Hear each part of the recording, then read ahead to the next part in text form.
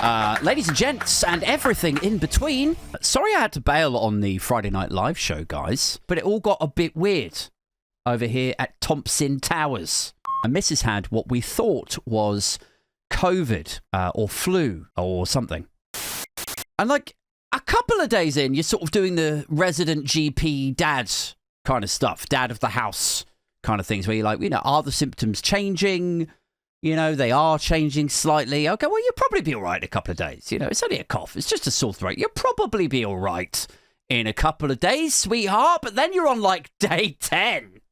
And I'm like, if she's in this much pain and she basically can't even eat now or drink fluids, if you can't drink, like, you could go without food. Human beings can go without food for days, probably weeks. I've kidnapped, starved and tortured Reform supporters before for weeks on end, and you'd be surprised how long they last for. So I'm thinking, okay, well, maybe now we have to head to the doctors. And I've told her before this. I'm like, you need to go to the doctor. Just go to the doctors. Just get antibiotics. Just go to them. She's like, oh, no, I'll probably be all right. It'll probably get better. I'll be okay. Day 10, I'm like, we should probably go to the doctors then if you can't ingest fluids. If you can't even drink water. Maybe it's time for the doctor, my love. But I'm sort of assuming that the doctors will, pyre off with antibiotics, even though she's quite clearly, like, in agony. Like, how do you expect her to take tablets when she can't even fucking swallow? How is she going to ingest that? Water's too much. So what's this little tablet going to do? 2 of them at a time. Twice a day. Right. I wonder how this is going to work. I wondered. But we go to the GPs. We get the tablets from the local pharmacy. She can't really take them. And even after she does, like, she forces them down. Obviously, it has no immediate effect because it's only day 1 of the prescription. So then we're like, well, what do we do? Like, she can't ingest fluids. She can't eat, can't really talk. And this swelling, I didn't even mention like half of the symptoms that she's had. Like, she went green at one point. She had like a roasting temperature. Glands are swollen up. Super fatigued.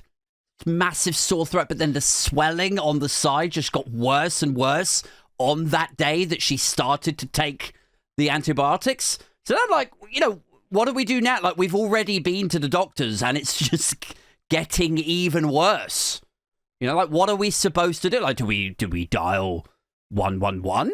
Is that the next step that you're supposed to do? But like, I've dialed 111 about 5 times in my life. 5 separate occasions. I've been scared enough about something that I've dialed 111 instead of 999 for any international listeners.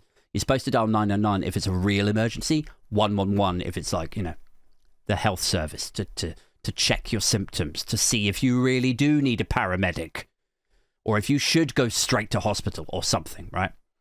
I've dialed them about 5 times in my entire life, and every single time I've spoken to them, I don't know if it's valid advice or they're just trying to cover their asses, because if they tell you not to go to hospital and then it turns out that you should have gone to hospital, then it's on them, right? You might sue them. But every single time I've dialed 111 to speak to a health counselor, nursing advisor lady, they've just told me to go directly to A&E. So it's a bit like, why are you even here then? Like, I'm sure they're lovely people. I'm sure they're lovely people who answer those calls, and God bless the NHS, obviously. But you could sack the whole 111 team and just have a voicemail, and all it says is, yeah, your local hospital is Guildford and don't forget your phone charger. And the result would be exactly the same, guys. With your 111 phone service. Like, I'll tell you what it's like, right? It's like the healthcare equivalent. Dialing 111. It's like the healthcare equivalent of like the lady that welcomes you in the NatWest branch. You go into your banking branch, your Santander branch. It's like the lady that welcomes you into that bank, into that branch. And you just immediately think, like, what are you even here for? You know, with your clipboard and your pen and you're smiling. What are you even here for? What is your function? Where is the value add in having this person here? Do you know what I mean? Like, I'm not trying to be mean about 111 or about people who work in the foyer of a bank, but it's a bit like, you know, when they come up to you and they go, like, oh, hey, what is it that you're after today? You know, are you paying cash in? Are you? Do you want to use the machine? No, okay. You don't want to use the machine. You want to carry on waiting, do you? Okay. Is there anyone here for mortgages? Anybody want to talk to somebody about mortgage? No, you're all paying cash in.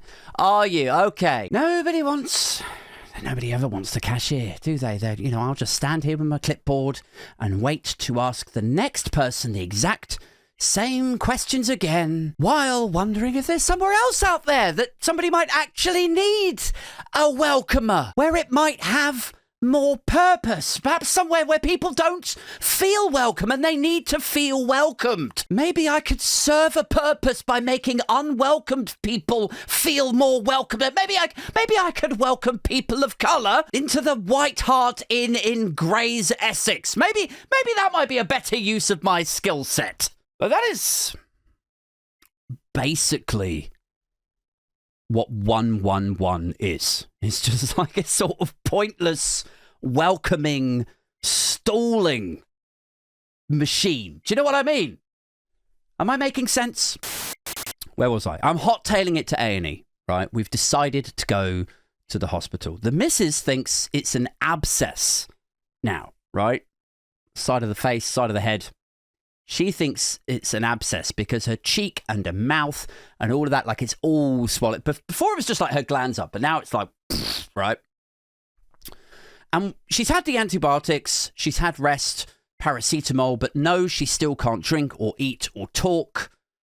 And she thinks that it's an abscess. And so I'm like, look, if this is actually an abscess and it fucking pops or whatever, like, we are going to wish that I had got you to A&E as quickly as fucking possible. So I'm driving like I'm about to miss a flight. I'm tearing round corners. I'm speeding where I shouldn't. I'm undertaking families on the school run. I'm just driving like a massive bellend. And my girlfriend, bless her, is in the passenger seat. She's just like, why are you driving so insanely? I'm like, are you joking? Like, we had to wait for my mum. We had to wait for nursery to finish. Like, you say that it's an abscess. You say it's like it could blow at anybody. I'm imagining some sort of time bomb locked into her face with like a digital countdown clock and like red wires coming out. Like, she could blow at any second. I'm like, I'm just trying. You say it's an abscess. I'm trying to get us to the hospital like as quickly as possible. She's like, you're going to have a fucking accident. We're going to end up with the paramedics coming out to us roadside and Ubering me into casualty. She's like, is that a strategy for beating the weight here? Is you're going to plow into a tree to get an ambulance to come and collect me? What the fuck? But we don't crash. We don't crash. We park up in a hospital car park. We briskly rock up to the entrance. And there is, of course, an admin lady on the desk, and she's like, what's up?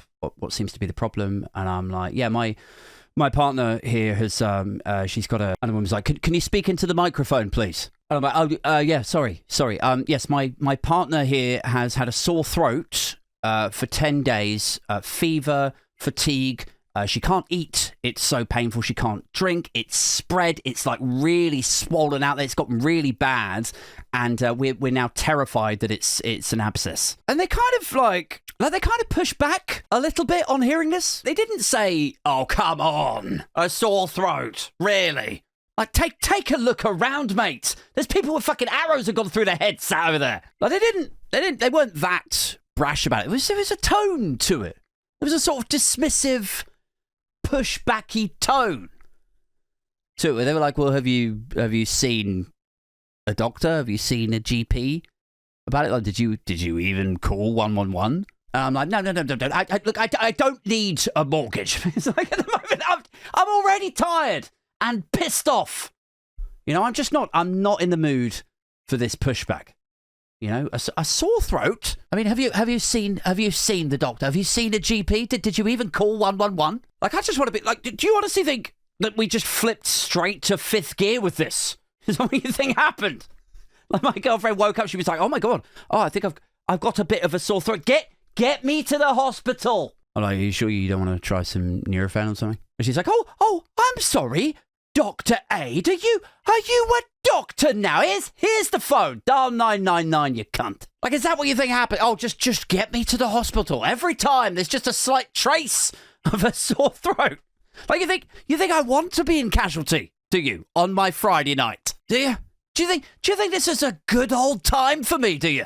I mean, I know I'm a lonely 44-year-old father of 2 with no friends and no hobbies, but I draw the fucking line at hanging out in a hospital on a Friday night, spending my Friday night just hanging out in casualty. It's like the next level down from Wedding Crashers or something. I don't know. Obviously, I didn't say any of that. Instead, I said, yes, we've tried painkillers. We got the antibiotics from the doctor earlier, but it's swelling up actually very badly now. She's like, can you speak into the mic, sir? I'm like, oh, God. Yes, we've seen the doctor. We've got antibiotics, but it's swelling up really badly. We're worried that it's an abscess. And she's like, okay, all right, let me put down your details. So yeah, she takes down her name and date of birth, and then she says, and what religion are you? And my missus is like, why does she need to know that?